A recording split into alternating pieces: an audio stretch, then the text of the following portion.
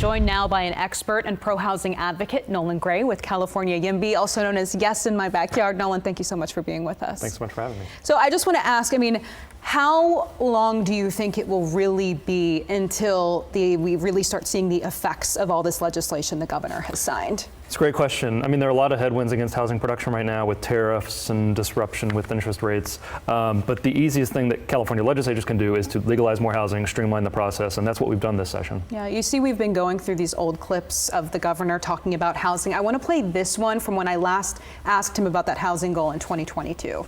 I said it was a stretch goal. And I made the point at the time that it's a goal that in the process of trying to achieve it will allow us to see what's possible. I also said that we would codify that goal more formally through a process called the RHNA process. And we just went through what we referred to, forgive the language, the 6-cycle RHNA. And we put a legal framework forward of 2.5 million units, this goes to the latter part of your question, that we want to secure by 2030. Is that goal, the 2.5 million units by 2030, is that realistic at this point? I think we can get close, and I think that the governor took some pretty bold steps this year to get us close. CEQA infill is going to massively streamline the process of getting housing units built. We're going to deal with this problem of endless environmental litigation.